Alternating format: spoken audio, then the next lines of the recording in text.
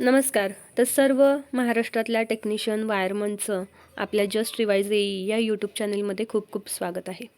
तुम्ही म्हणाल, मॅडम तुम्ही डायरेक्ट टेक्निशियन वायरमन असं का म्हणताय? तर ते तुम्ही ऑलरेडी आहात. तुम्ही जो ITIचा कोर्स केलेला आहे, त्यातून तुम्ही प्रॉपर नॉलेज घेतलेलं आहे, प्रॉपर प्रॅक्टिकल नॉलेज तुम्हाला आहे. फक्त ते प्रॅक्टिकल नॉलेज यूज होण्यासाठी तुम्हाला एका पोस्टची गरज आहे आणि सध्या तुम्ही त्यासाठी धडपडत आहात महावितरणकडून, महापारेषणकडून किंवा आता पुढे येणारी महाजनको टेक्निशियन 3 यांच्याकडून ज्या वॅकन्सीज आल्या आहेत, रिक्रुटमेंट आली आहे, तर त्या पोस्ट आपल्याला मिळवण्यासाठी तुम्ही धडपडत आहात आणि त्यांच्यासाठीच म्हणजे तुमच्यासाठी हा व्हिडिओ आहे. तर बरेच दिवसापासून कमेंट येत होत्या की मॅडम तुम्ही AJEला गाईड करताय, तर ITIसाठी सुद्धा थोडंसं गाईड करा. तर मला तुम्हाला हे सांगायचं आहे की पहिली गोष्ट तर एक तर चॅनलला सबस्क्राईब करा, म्हणजे तुम्हाला चॅनलवरचे सगळे व्हिडिओ दिसतील आणि तुम्ही ते सगळे व्हिडिओ एक एक जाऊन जर बघितलं तर त्या व्हिडिओंचा विषय असा आहे की त्यावर नाव जरी AJE, महाडिस्कॉम, महाट्रान्सको असलं तरी त्या व्हिडिओमधला कंटेंट हा प्रत्येक विद्यार्थ्यासाठी युजफुल आहे. मग तुम्ही ITI असाल, AJEची स्टडी करत असाल किंवा आणखीन काही करत असाल, तर सगळ्या व्हिडिओसाठी सगळ्या विद्यार्थ्यांच्यासाठी कंटेंट हा कॉमन आहे. 80 ते 90% कंटेंट हा तुमच्या कामाचा सुद्धा आहे. कारण फॉर्म्युले आणि रिव्हिजन, फॉर्म्युले कसे लक्षात ठेवायचे किंवा रिव्हिजनची मेथड काय असावी, हे सगळे कॉमन फॅक्टर्स आहेत. नॉन टेक्निकलचा सिलेबस असेल तर तो नॉन टेक्निकलचा सिलेबस हा AJEचा सिलेबस आणि ITIचा सिलेबस सेमच आहे. फक्त AJEची लेवल थोडीशी हाय असते, त्यांना PO लेवलची प्रॅक्टिस करावी लागते आणि तुम्हाला क्लर्क लेवलची प्रॅक्टिस करावी लागते. पण सगळे टॉपिक, सगळा कंटेंट सेम आहे. फक्त आपण काय करायचं आहे, ते व्हिडिओ बघायचे आहेत आणि तुम्हाला त्यातलं जेवढं उपयोगी आहे तेवढं घ्यायचं आहे, बाकीचं सोडून द्यायचं आहे. 80 ते 90% तर तुमच्या कामाच्याच गोष्टी त्या सगळ्या व्हिडिओमध्ये आहेत. तर तुम्ही मागचे व्हिडिओ जाऊन एकदा नक्की बघा. तर आपण आजच्या व्हिडिओवर येऊया. तर थंबनेलमध्ये तुम्हाला दिसतंय की इम्पॉर्टंट टिप्स. तर आजचा व्हिडिओ हा सगळ्या ITI स्टुडंटसाठी, जे तुम्ही टेक्निशियन, विद्युत सहाय्यक या पोस्टसाठी अभ्यास करताय त्यांच्यासाठी आहे. आता तुम्ही आत्तापर्यंत बरेच व्हिडिओ बघितले असतील, म्हणजे ज्यामध्ये तुम्हाला सिलेबस माहीत असेल, बुक्स माहीत असतील, पेपर पॅटर्न सगळं तुम्हाला माहीत आहे. तरी पण आपण या सगळ्या गोष्टी अगदी इन शॉर्ट बघूया आणि त्याच्याबरोबर काही टिप्स बघूया. नॉन टेक्निकलबद्दल सगळ्यांना, बऱ्याच जणांना खूप अवघड वाटणारा विषय की नॉन टेक्निकलची तयारी काय करायची, तर तीसुद्धा मी तुम्हाला व्यवस्थितपणे अगदी कशी प्रॅक्टिस करायची हे सांगणार आहे. तर व्हिडिओ शेवटपर्यंत नक्की बघा. तर पहिल्यांदा आपण बघूया की सोर्सेस काय यूज करायचे. आता तुम्ही 1-1.5 वर्ष तुम्ही बरंच ॲनालिसिस केलं आहे, तरीसुद्धा मी सांगते की जर तुमची कपॅसिटी असेल तर, आणि अजूनही तुम्ही प्रॉपर गायडन्स घेतला नसेल, तर एखादे बेस्ट टीचर बघून किंवा बेस्ट क्लास सर्च करून तर त्यांचे क्लासेस तुम्ही अफोर्ड करू शकता. क्लासेस घ्या. अगदी कन्सेप्ट क्लासेस कशासाठी आहेत, तर एक तर तुम्हाला किती सिलेबस आहे, त्या सिलेबसमधलं काय करायचं आहे याचा प्रॉपर गायडन्स तुम्हाला तिथून मिळतो. आणि बरेच आपल्याला त्यातून टेस्ट सिरीज पण मिळतात किंवा प्रॅक्टिस टेस्ट मिळतात. सो वेगळं त्याच्यासाठी खर्च करायची गरज लागत नाही.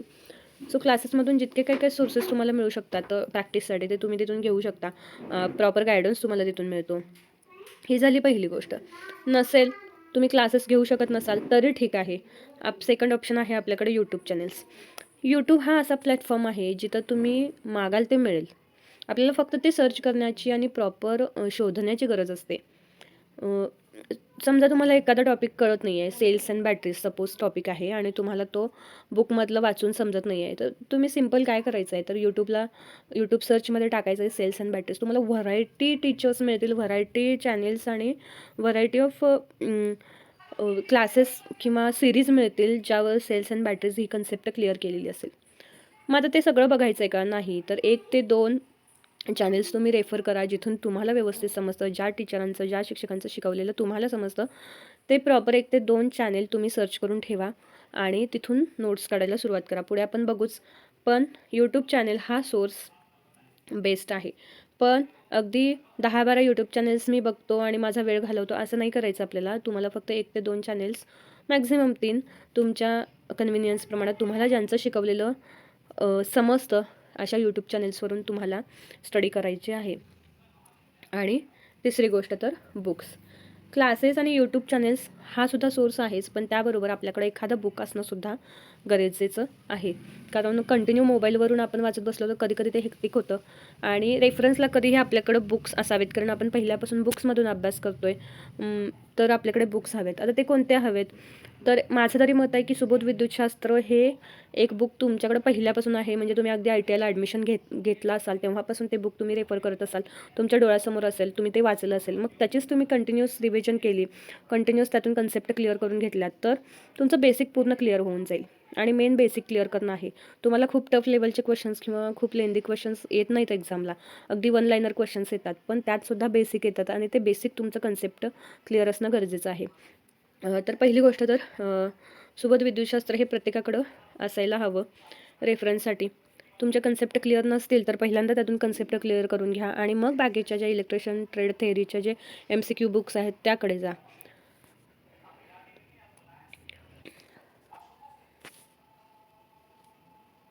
तर बघितलं आपण, बुक्स बघितले, सोर्सेस कोणते यूज करायचे ते बघितले. आता हा सिम्पल पेपर पॅटर्न आहे, तुम्हाला तो माहीतच आहे, तरीसुद्धा मी एकदा रिवाईज करते. तर जे प्रोफेशनल नॉलेज आहे, आपले इलेक्ट्रिकलचे जे डोमेन नॉलेज आहे ते तुम्हाला 50 क्वेश्चन 110 मार्क, म्हणजे 50 क्वेश्चन 110 मार्कांच्यासाठी, म्हणजे एक क्वेश्चन तुम्हाला 2.2 मार्कांच्यासाठी आहे आणि 0.25 हे निगेटिव्ह मार्किंग आहे. त्याच्यानंतर रिझनिंग आहे ते 40 क्वेश्चन्स 20 मार्कांसाठी, क्वांटिटेटिव्ह 20 क्वेश्चन्स 10 मार्कांच्यासाठी आणि मराठी 20 क्वेश्चन्स 10 मार्कांच्यासाठी आहे. तर हा असा पेपर पॅटर्न आहे जो तुम्हाला माहीत आहेच, तरीसुद्धा माहीत नसेल तर स्क्रीनचा स्क्रीनशॉट तुम्ही मारून घेऊ शकता. तर इथे मी सिलॅबस लिहून ठेवलेला आहे. माझी एक सवय आहे की मला सिलॅबस लिहून ठेवायला, कोणत्याही एक्झामची तयारी करताना सिलॅबस लिहून ठेवायला खूप आवडतो आणि मी नेहमीच ठेवते. आणि तुमच्यासाठी सुद्धा मी ITIचा सिलॅबस स्वतः सर्च करून मी कुठलाही म्हणजे स्वतः मी पहिल्यांदा अभ्यास करून मग तुमच्यासाठी गायडन्स देत असते किंवा तुम्हाला सजेशन्स देत असते. सो मी तुम्हाला सांगते की सिलॅबस लिहून ठेवा. त्यासाठी मी स्वतःच पहिल्यांदा हे केलं की तुमचा सिलॅबस मी स्वतः लिहून ठेवला आहे. आता यामध्ये जर बघितलं आपण तर सेफ्टी प्रॅक्टिसेस आणि इलेक्ट्रिकल हँड टूल्स हे 2 टॉपिक जे आहेत ते प्रॉपरली ITI स्टुडंटसाठी आहेत. नाहीतर बाकी सगळा जो सिलॅबस आहे तो AJEचा सिलॅबसच आहे, सेम आहे. फक्त आपल्याला अभ्यास करताना काय करायचं आहे, तर AJEच्या लेवल नाही तर ITIच्या लेवलने अभ्यास करायचा आहे. तेवढा बेसिक कन्सेप्ट क्लिअर करायचे आहेत. कारण तुम्हाला अगदी लेंदी क्वेश्चन्स किंवा टफ क्वेश्चन्स येणार नाही आहेत, बेसिक क्वेश्चनच येणार आहेत, पण तुमचं ते बेसिक क्लिअर पाहिजे. म्हणजे अगदी सांगायचं झालं तर DC जनरेटर इथे घेतलं आपण, DC जनरेटर, DC मोटर किंवा सिंगल फेज AC मोटर्स असतील, DC मशीन्स असतील, तर याचं स्टडी तुम्हाला असं करायचं आहे किंवा अर्थिंग असेल तर याचं स्टडी तुम्हाला असं करायचं आहे की अगदी डायग्राम जरी दिली तुम्हाला लॉंग शंट जनरेटरची किंवा कंपाऊंड जनरेटरची, असं जरी तुम्हाला शॉर्ट शंट जनरेटर, तर डायग्राम जरी दिली तरी तुम्हाला डायग्राममधून ओळखता आलं पाहिजे की ते कोणत्या टाईपची मोटर आहे. अशा प्रकारचे क्वेश्चन येतात. म्हणजे तुमचं प्रॅक्टिकल नॉलेज आहे तर थोडंफार प्रॅक्टिकल बेस क्वेश्चन्स असतात. किंवा सबस्टेशनमध्ये असेल तर सबस्टेशनचं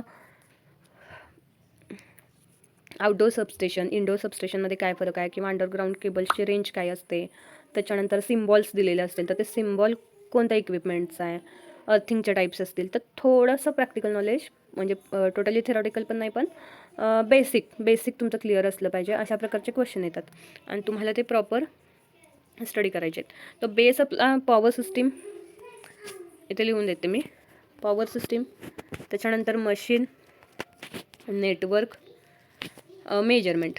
बेस आपला हाच असणार आहे, पॉवर सिस्टीम, मशीन, मेजरमेंट आणि नेटवर्क. पण त्याला बेसिक काय आहे तर बेसिक इलेक्ट्रिकल अगदी सगळ्यांचं व्यवस्थित क्लिअर पाहिजे, जेणेकरून या पुढच्या सब्जेक्टचं पण आपल्याला सगळ्या कन्सेप्ट क्लिअर होतात. सो प्रायोरिटी हीच असणार आहे, basic electrical, power system, machine, network आणि मेजरमेंट. तर याच मॅक्झिमम क्वेश्चन हे म्हणजे 50पैकी अगदी अबव 45 क्वेश्चन्स यावरच येतात, या टॉपिकवर, या सब्जेक्टवरच येतात. आणि चुकून एक इलेक्ट्रॉनिक्सवर वगैरे येऊ शकतो, पण तो पण काय लेंदी असणार नाही. फक्त तुम्हाला एखादं सिम्बॉल विचारलं जाईल, ह्याच्यापेक्षा जास्त इलेक्ट्रॉनिक्सवर काय अवघड विचारलं जात नाही. त्यामुळे त्याची काळजी करू नका तुम्ही फक्त आपल्या कोर सब्जेक्ट जे आहेत त्याचा अभ्यास करा. परत आपण डिटेलमध्ये टेक्निकलच्या सिलॅबसवर एखादा व्हिडिओ बनवू, जर तशी तुमच्याकडून रिक्वायरमेंट असेल तर ती तुम्ही मला कमेंटमध्ये सांगू शकताय. तर आता प्रिपरेशन स्ट्रॅटेजी कशी असावी, तर प्रिपरेशन स्ट्रॅटेजीसाठी काय करायचं आहे, तर इथं मी डायरेक्ट तुम्हाला स्टेप्सच दिल्यात. एक तर फर्स्ट आपण बघितलं कन्सेप्ट क्लिअर करा. सेकंड काय तर शॉर्ट नोट्स काढा. शॉर्ट नोट्स म्हणजे काय, तर तुम्ही जो अभ्यास करताय तर अगदी डिस्क्रिप्टिव्ह तुम्ही लिहून ठेवू शकत नाही किंवा एक्झामच्या आदल्या दिवशी तुम्ही ते सगळं वाचू शकत नाही.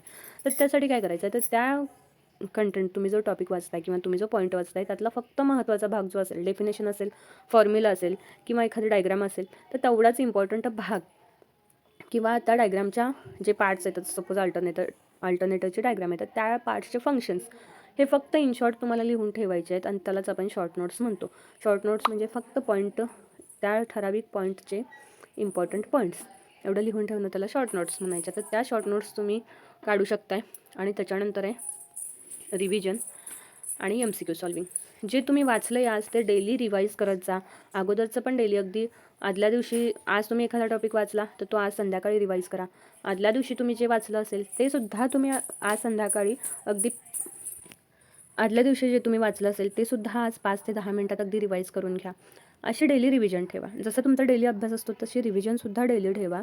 कारण रिव्हिजनमध्ये सुद्धा गॅप चालत नाही. कारण आज केलेला टॉपिक जर तुम्ही 15 दिवसांनी रीड करतो म्हटलात तर 15 दिवसांनी रिवाईज करतो म्हटलात तर अगदी 100% तुम्हाला 5 ते 7% 10%च तुम्हाला आठवत असणार आहे. त्यामुळं रिव्हिजन ही डेली ठेवा.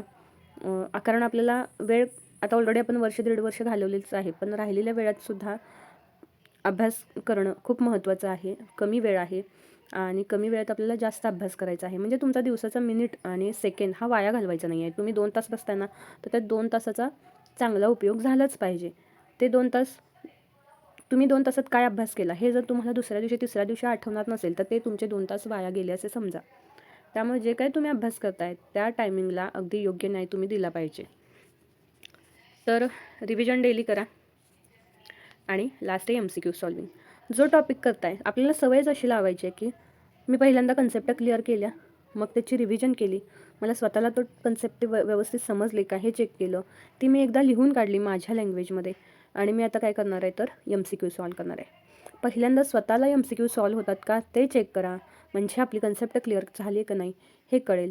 आणि नसेल आपल्याला तरीही समजत नसेल तर तुम्ही मदत घेऊ शकता. आपल्याला येत नाही म्हणून गिल्ट फील करण्याची काहीच गरज नाही आहे.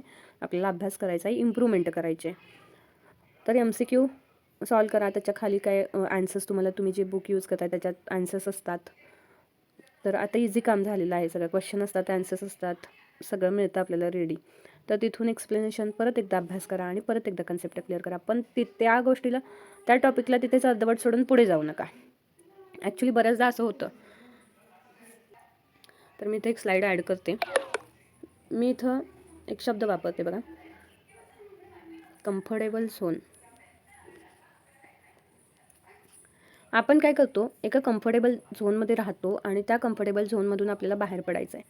कम्फर्टेबल झोन म्हणजे काय आहे, तर अगदी फॅनखाली बसून अभ्यास करत राहणे असं नाही आहे. तर कम्फर्टेबल झोन आपल्या अभ्यासाच्या बाबतीत तर याचा अर्थ असा आहे की आपण काय करतो, आपल्याला जे इझी वाटतं ना तेच करत बसतो. आणि मला हे डिफिकल्ट जातं आहे, मला हे डिफिकल्ट जातं आहे, मला हा टॉपिक डिफिकल्ट जातो आहे असं म्हणून आपण कुठेतरी त्याला दुर्लक्ष करतो. म्हणून मी त्याला त्या कम्फर्टेबल झोनमध्ये म्हटलं. कारण कम्फर्टेबल झोन म्हणजे आपण जे आपल्याला इझी वाटतं ना तेच आपण करत राहतो आणि जे अवघड वाटतं त्याच्याकडे दुर्लक्ष करतो. तर आपल्याला या कम्फर्टेबल झोनमधून बाहेर पडायचं आहे आणि ॲक्च्युअल जे तुम्हाला डिफिकल्ट जातं त्याच्यावर काम करायचं आहे. तुम्ही विचार करून बघा, तुम्ही कोणताही एक टॉपिक डोळ्यासमोर आणा जो तुम्ही अगोदर केलेला नव्हता, पण आता तुम्ही तो अभ्यास केला आहे, क्लासेसमधून केला असेल, बुकमधून केला असेल आणि आता तुम्हाला त्याचे MCQ व्यवस्थित सॉल्व होतात. म्हणजे अभ्यास करण्यापूर्वी तुम्हाला तो टॉपिक येत होता का? येत नव्हता. पण ज्यावेळी तुम्ही त्याचा प्रॉपर अभ्यास केला तर तुम्हाला तो सोपा वाटायला लागला आणि तुम्हाला त्याची आवड निर्माण झाली. मग हेच आपल्याला डिफिकल्ट टॉपिकच्या बाबतीत करायचं आहे. त्या डिफिकल्ट टॉपिकला प्रॉपर वेळ द्या. सपोज एखाद्याला नेटवर्क अवघड जात असेल किंवा बेसिक इलेक्ट्रिकलमधला पार्ट किंवा मेजरमेंट इझी आहे किंवा पॉवर सिस्टीम घ्या. एखादा टॉपिक तुम्हाला अवघड जात असेल तर त्याला प्रॉपर रीड करा, तो समजून घ्या. तुमचे कोणते बेस्ट टीचर असतील त्यांच्याकडून तो समजून घ्या, त्याच्या नोट्स काढा आणि त्याची MCQ सॉल्व करा.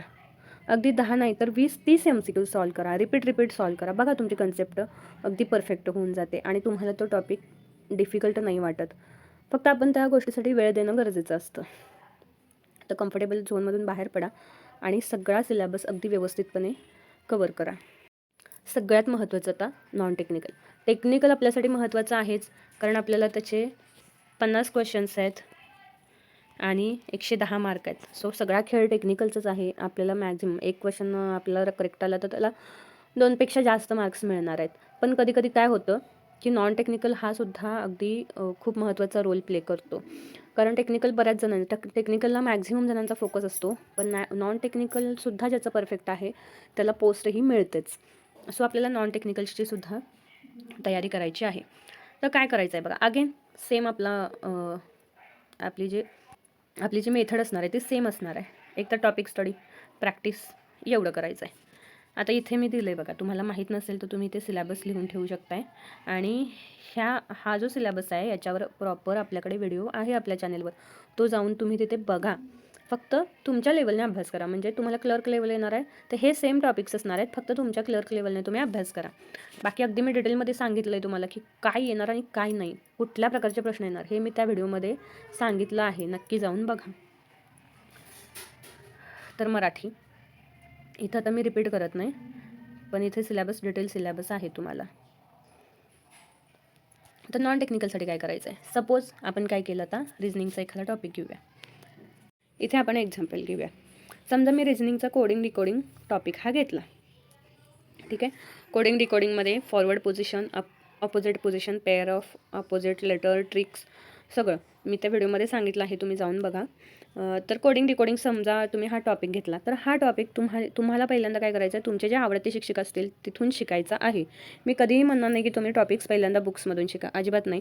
ते तसा अभ्यास करण्यापेक्षा कुणाकडून तरी शिकलेलं खूप चांगलं असतं, कारण त्यातून आपल्याला ट्रिक्स मिळतात आणि आपण जर तुम्ही कमी वेळात क्वेश्चन सॉल्व केला तरच त्याला पोस्ट मिळते. ओके. तर पहिल्यांदा टॉपिक शिकून घ्या आणि नंतर तुम्हाला काय करायचं आहे, या टॉपिकवरचे 100 ते 150 क्वेश्चन सॉल्व करायचे आहेत.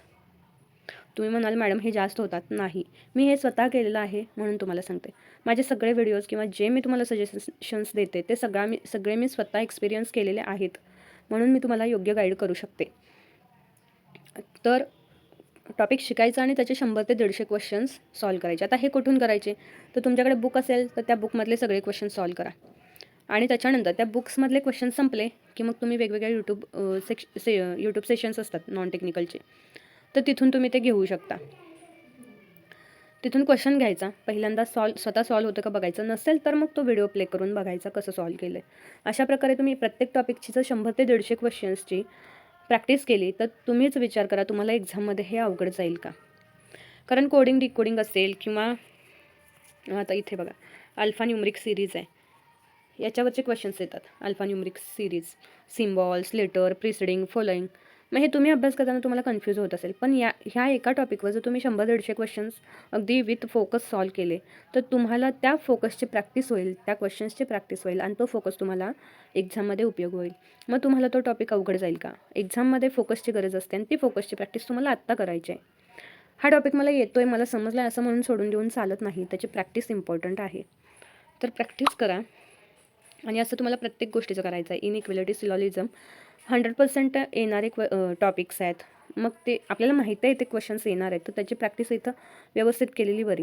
ज्या चुका होतात त्या इथे करायच्या आहेत, त्या चुका इथे सुधारायच्या आहेत, म्हणजे आपल्याला एक्झाममध्ये चुका होणार नाहीत. तर कुठल्याही गोष्टीचा किंवा कुठल्याही कॉम्पिटिटिव्ह एक्झामचा कन्क्ल्युजन हेच असतं की तुम्ही रिव्हिजन करा, प्रॅक्टिस भरपूर करा. तर इथे क्वांटिटेटिव्ह ॲप्टिट्यूडची पण मी स्लाईड घेतलेली आहे, तुम्ही स्क्रीनशॉट घेऊ शकता. हा सिलॅबस आहे, तुम्हाला फक्त क्लर्क लेवलने अभ्यास करा. इथे क्वांटिटेटिव्ह ॲप्टिट्यूडच आहे 2 पेजेस. इथे मराठी पण आहे, मराठीचं तुम्ही स्क्रीनशॉट घेऊ शकता. मी जे पिंक केलेलं नाही ह्याच्या पिंक जे हायलाईट केलं आहे ह्याच्या बाहेरचा एक क्वेश्चन तुम्हाला येणार नाही आहे. पॅसेज उतारा अजिबात तुम्हाला एक्झामला येत नाही, याच्यावरच क्वेश्चन्स येतात. स्क्रीनशॉट घेऊ शकता तुम्ही. आणि राहिलं लास्ट, हे सगळ्यांचा आवडता सब्जेक्ट अगदी माझासुद्धा, की पझल आणि सिटिंग अरेंजमेंट. बऱ्याच जणांना भीती असते की हे कसं करायचं, तर मी मगाशीच सांगितलं की कम्फर्टेबल झोनमधून बाहेर पडा. हे आपल्याला येत नाही ना, तर ह्याच्यावरच वेळ द्यायचा आणि ह्याच्यावर डेली वेळ द्या. याला डेली वेळ द्या, महिन्याभरात तुम्ही प्रो होऊन जाल. तर पझल आणि सिटिंग अरेंजमेंटसाठी मी काय करते, तर मला हा सब्जेक्ट प्रॅक्टिस करून आता आवडायला लागला आहे, सो मी कधीही करू शकते. मला त्याच्यासाठी टायमिंग लागत नाही किंवा मला पहाटेचा अभ्यास होतो असलं काहीही नाही आहे, मी कधीही करू शकते पझल अँड सेटिंग अरेंजमेंट. तर माझी एक स्ट्रॅटेजी आहे, मी काय करते, तर दिवसभरात मी ज्या वेळी अभ्यासाला बसते त्यावेळी पहिली 5 मिनटं ते 10 मिनटं माझी पझल आणि सिटिंग अरेंजमेंटसाठी असतात. मी कोणताही क्वेश्चन घेते. माझ्याकडे टेक्स्टबुक ॲप आहे, त्याच्यामुळं टेक्स्टबुकवर दररोज लाईव्ह क्विजेस, भरपूर लाईव्ह क्विजेस असतात. तर मी त्यातले कुठलेही एक क्विज घेते पझल अँड सिटिंगची. आणि सगळ्यात पहिल्यांदा मी अगदी टेक्निकलचा अभ्यास करणार असेल तरीसुद्धा सुरुवातीला मी पहिली 5 ते 10 मिनटं एखादी पझल सॉल्व करते, सिटिंग अरेंजमेंट सॉल्व करते. आपलं बरोबर चुकलं हे सगळं त्या 10 मिनटात होऊन जातं आणि मग पुढच्या अभ्यासाला स्टार्ट करते. म्हणजे पहिली 10 मिनटं आपल्याला ब्रेनला थोडंसं ॲक्टिव्ह करायचं, जागं करायचं त्याला, आणि मग पुढचा अभ्यास आपला निवांत होतो. आणि अशा प्रकारे दिवसभरात मी 5 ते 6 पझल माझे सॉल्व होतात. मग डेली तुम्ही 5 ते 6 पझलची जर प्रॅक्टिस केली तर तुम्ही महिन्याच्या शेवटी बघा तुमची किती प्रॅक्टिस होऊन जाईल. पण ती सॉल्व करताना तुमचा फोकस असा पाहिजे की मी मॅक्झिमम 3 ते 4 मिनिटात, सोपी असेल तर अगदी 2 मिनिटात ती पझल सॉल्व झाली पाहिजे. म्हणजे एक्झामचा फोकस जो आहे ना, तो तुम्हाला आत्ता प्रॅक्टिस करायचा आहे. त्या फोकसने सॉल्व करायचं, उगाच टाईम वेस्ट करायचं नाही, कारण आपल्याला पुढचा अभ्यास पण करायचा असतो. सो तुम्ही दिवसभरात कधीही अभ्यासाला बसा. स्टार्टिंगची 5 ते 10 मिनटं पझलला द्या, सिटिंग अरेंजमेंटलाच द्या. दिवसात तुमची तेवढी प्रॅक्टिस होऊन जाईल, 5-6 पझलची प्रॅक्टिस होऊन जाईल. आणि महिन्याच्या शेवटी तुम्ही एक ॲव्हरेज 5 पझल जर पकडले तर महिन्याच्या शेवटी तुमची 150 पझल्सची प्रॅक्टिस झालेली असेल. आणि त्यामध्ये शेवटी 150व्या पझलला तुमच्या अभ्यासामध्ये सुद्धा इम्प्रूव्हमेंट असेल, पझलमध्ये तुमच्या इम्प्रूव्हमेंट झालेली असेल, तुमचं टायमिंग कमी झालं असेल सॉल्व करण्याचं, आणि तुम्हाला बऱ्याच ट्रिक्स तुम्हाला स्वतःहून शोधता आल्या असतील. तर अशा प्रकारे पझल सेटिंग अरेंजमेंट सॉल्व करून बघा, त्याचा तुम्हाला खूप फायदा होईल. आणि व्हिडिओ खूप मोठा झाला तर स्किप न करता बघितल्याबद्दल खूप खूप थँक्यू. असेच नवनवीन व्हिडिओ मी घेऊन येत जाईन. तुमचे क्वेश्चन्स काय असतील ते कमेंट्समध्ये टाकत चला. आणि नवीन असाल तर चॅनलला सबस्क्राईब करा. व्हिडिओ आवडला असेल तर लाईक करा.